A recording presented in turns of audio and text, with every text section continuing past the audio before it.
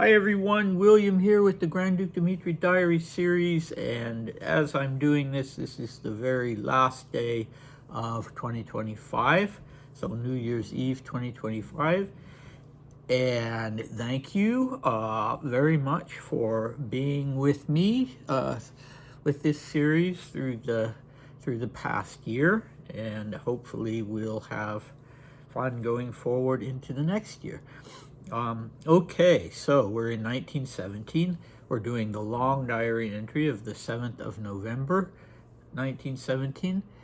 And we've been doing it in sections. So we did the first 3 sections, and we've got, they've tended to be fairly information rich. And this 4th section certainly is.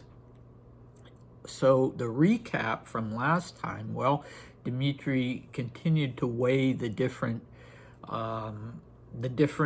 accounts, the different and contradictory information that was reaching him in Tehran about what was going on in Russia, and he was very much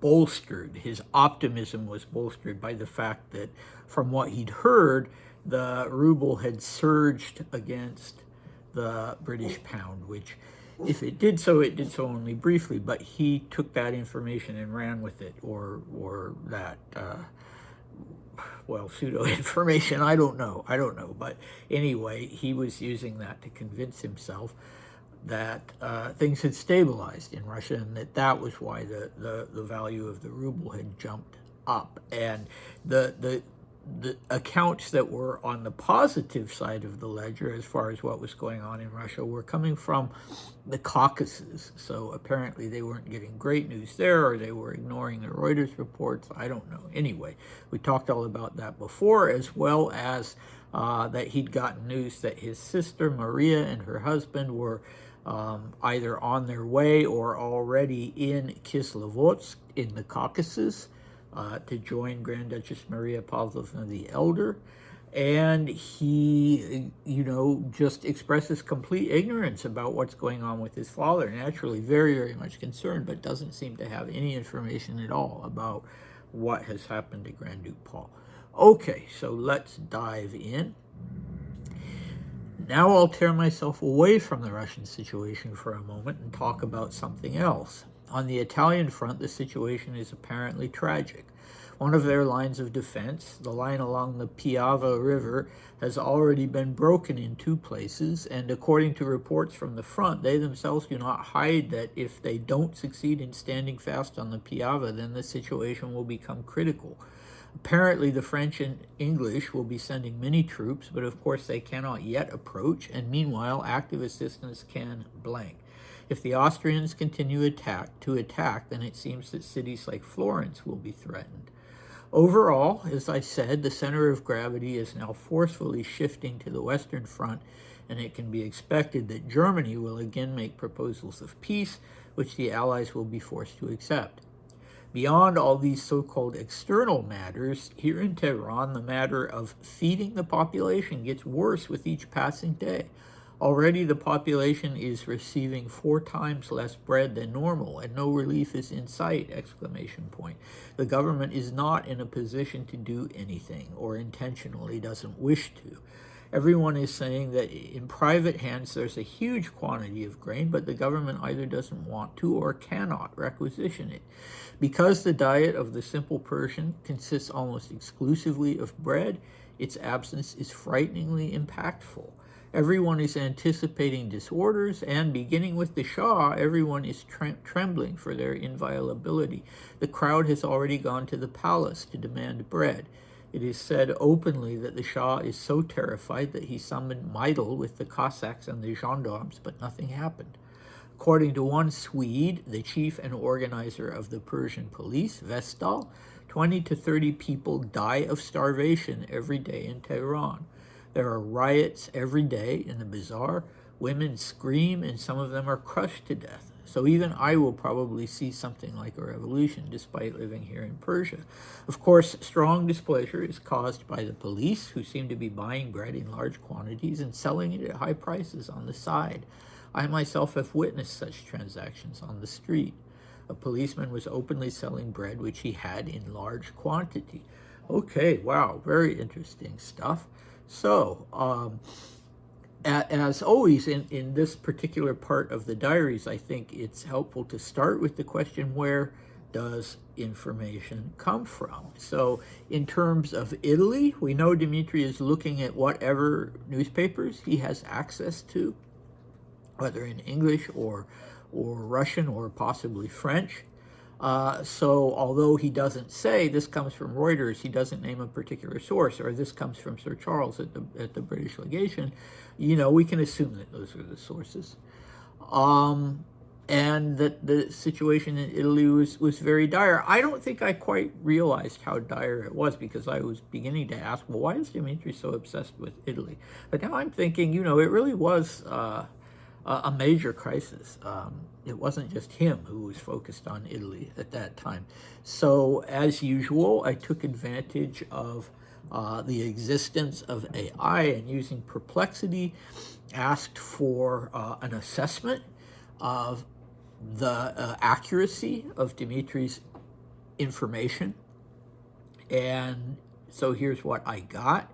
Dmitri's summary of the Piava situation is quite accurate for someone writing from Teheran in early November 1917, with information clearly filtered through the panic after Caporetto, which was the big disastrous battle. That's me interjecting.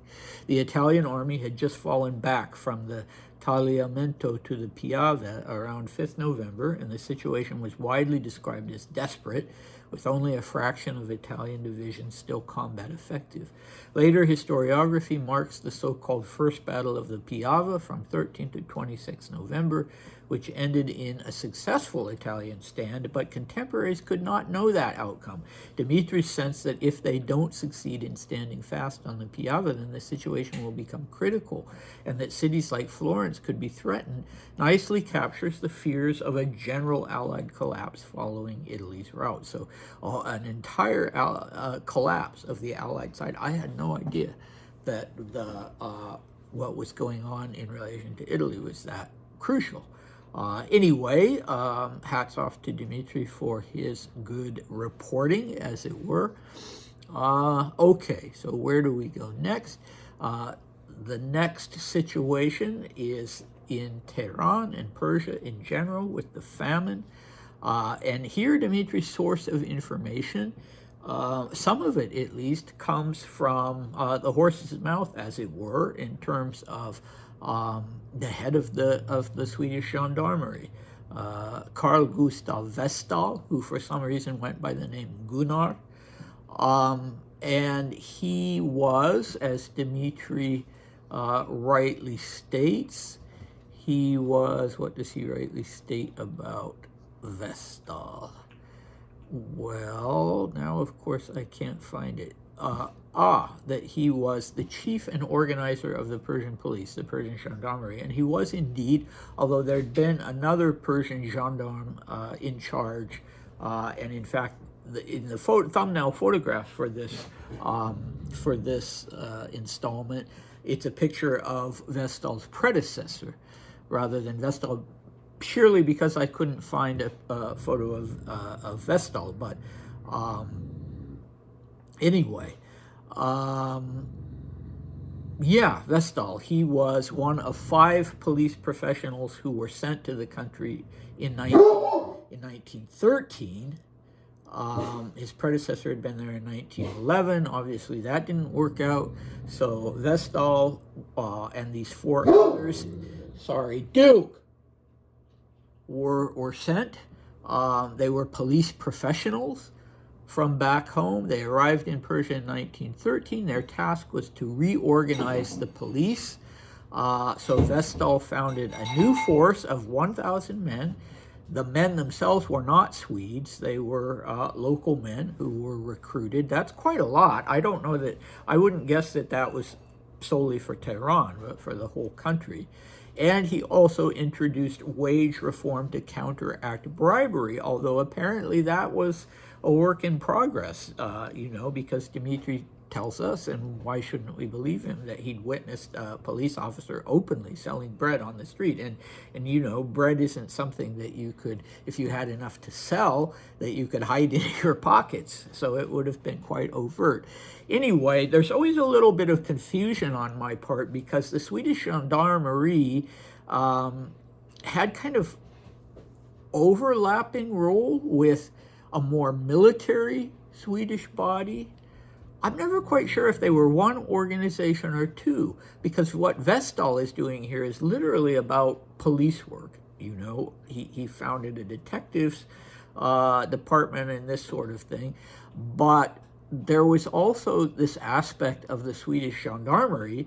Dmitri uses the term gendarmerie for both this traditional policing function and for the function of keeping the roads clear in rural Tehran from attacks by bandits and hostile tribesmen who would attack caravans and that sort of thing. And that was kind of political. And the whole idea of having the Swedes there in the first place is that they were neutral, because the tension was between Russia and Britain. Russia and Britain both laid claim to Persia, and they had this sort of tense truce where Russia controlled the northern part of the country and Britain controlled the southern. And so they couldn't have a gendarmerie that was Russian or a gendarmerie that was British. So the Swedes were there because they were neutral. Anyway, what does the AI say about Dmitri's assessment of that situation?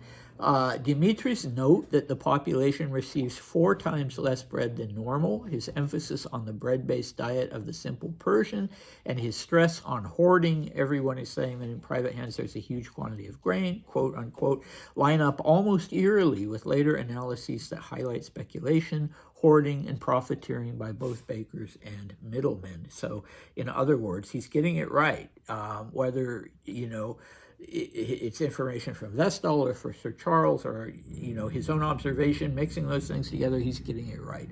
Although the AI did say that it couldn't verify these numbers of 20 to 30 people dying of starvation per day in Tehran and of people being crushed to death in riots. But Dmitri tells us that information actually came from Vestal, who was there on the spot. Okay, so what's next? Yeah, this interesting idea that Dmitri has that he may be witnessing a revolution himself, the onset of a revolution. And yeah, that I don't know. That's an odd, that's an odd thing. So if everybody not everybody, but most of the people you loved and the people you were closest to were experiencing a revolution, you wouldn't be jealous, but you might feel like, well, just like if during a war, if everybody is fighting on the front and you're back in the rear, you might feel like, yeah, not left out, but like fearing that they're going to be talking around you in the future. You don't know what it's like. And so, he's being a little bit ironic, but yeah, okay, there's a little bit of a fraction of what's happening in Russia is going on here. And I also will return to the idea of the Allies being forced to accept peace. So, that would definitely be something from the perspective of Russian self-esteem that Dmitri would like to see. Not that he wanted Germany to win, but this idea of the Allies being forced, now that they've, in his opinion, now that they've labeled Russia as being traitorous, it would be kind of gratifying to see them be forced to accept peace, when in fact we know that Russia would be soon forced to accept a separate peace. All right, so what do we have next time? What will our first video for 2026 concern? Well, Lady Marling, a showdown with Lady Marling. This has been brewing for some time.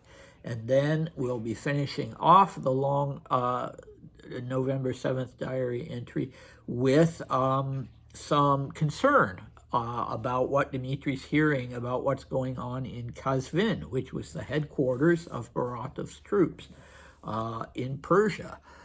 So anyway, always interesting stuff. As you certainly know by now, I'm fascinated by the way the information is and communication is working.